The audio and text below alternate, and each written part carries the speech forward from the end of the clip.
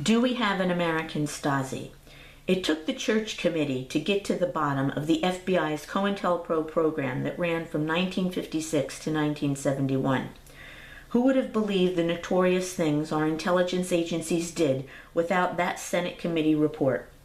Today it will take a bipartisan investigatory commission dedicated to restoring the rule of law to stop the kind of abuses revealed at my website, stopgangstalkingpolice.com. These abuses may be part of the President's surveillance program put in place by President Bush and continued by President Obama and other secret programs that may have been put into place.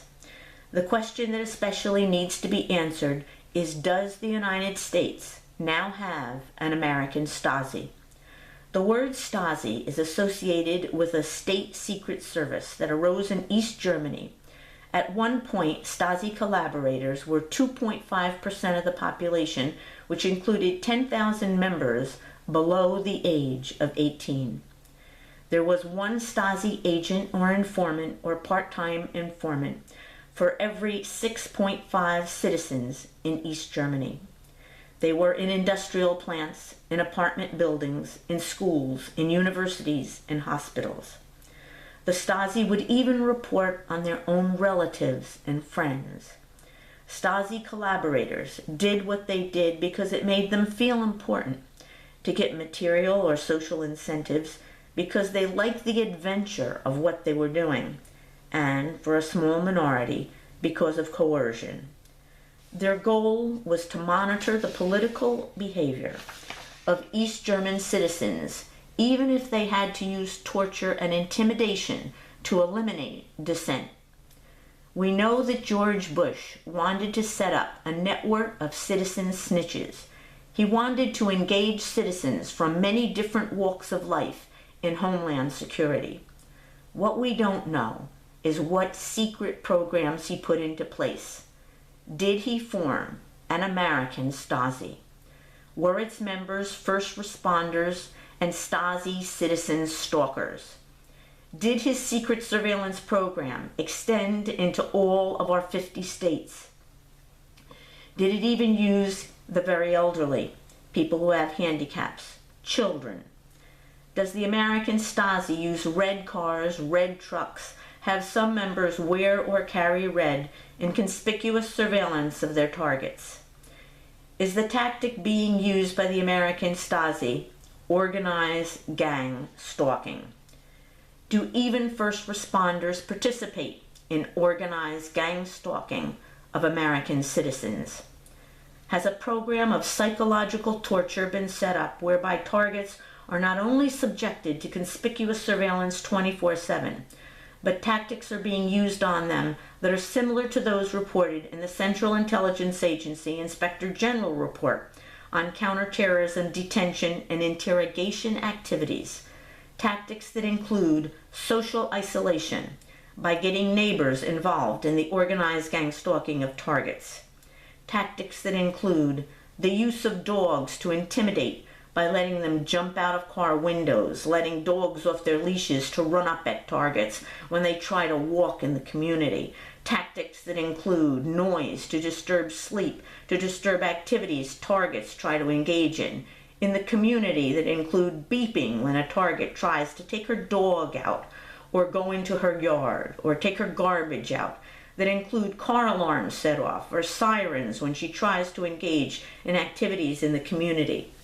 Are Stasi citizen stalkers or first responders using technological means to track targets so that they are there at intersections, at entries and exits of targets from their home, places they go to in the course of the day? Is information about targets being databased in fusion centers spread all over the United States so that wherever the target moves, she is put under conspicuous surveillance? Is the information being databased, being reported by anybody, a neighbor, a first responder, even reported by groups of friends in mobbing who have a personal vendetta against the target? Are targets being deprived of due process, losing their homes as a result of landlords becoming involved in their gang stalking? losing their means of livelihood, as so many members of the community, the new American Stasi, regard them as subversives? Are the lives of innocent people being ruined by having their privacy taken away, being subjected to a program of psychological torture that interferes with almost everything they do every day for years without end? Is the goal of the American Stasi to neutralize targets? Is this a form of social control being orchestrated by our own government?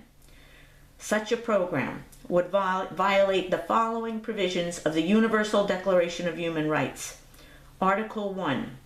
All human beings are born free and equal in dignity and rights. They are endowed with reason and conscience and should act toward one another in a spirit of brotherhood. Article 2. Everyone is entitled to all the rights and freedoms set forth in this declaration, without distinction of any kind, such as race, color, sex, language, religion, political or other opinion, national or social origin, property, birth or status. Furthermore, no distinction shall be made on the basis of political, jurisdictional, or international status of the country or territory to which a person belongs, whether it be independent, trust, non-self-governing, or under any other limitation of sovereignty. Article 5. No one shall be subjected to torture or to cruel, inhuman, or degrading treatment or punishment. Article 7. All are equal before the law and are entitled, without discrimination, to equal protection of the law. All are entitled to equal protection under any discrimination in violation of this declaration and against any incitement to such discrimination. Article 10. Everyone is entitled in full equality to a fair and public hearing by an independent and impartial tribunal in the determination of his rights and obligations and of any criminal charges against him. Article 11. Everyone charged with a penal offense has the right to be presumed innocent until proven guilty according to the law in a public trial at which he has all the guarantees necessary for his defense. Second part of that, no one shall be held guilty of any penal offense on account of any act or omission which did not constitute a penal offense under national or international law at the time when it was committed, nor shall a heavier penalty be imposed than one that was applicable at the time the penal offense was committed. Article 12. No one shall be subjected to arbitrary interference with his privacy, family, home, or correspondence, nor to attacks upon his honor and reputation. Everyone has the right to the protection of law against such interference or attacks. Article 18. Everyone has the right, just like my screen, our rights are dimming in America.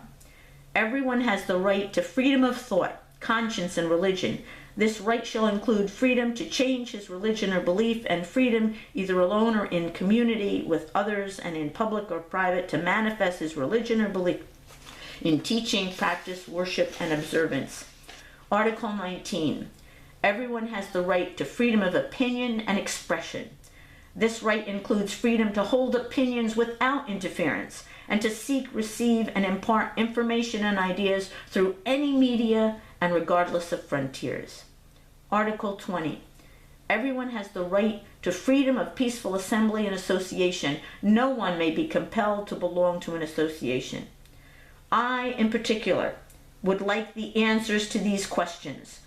For almost 7 years, I have been an organized gang stalking target.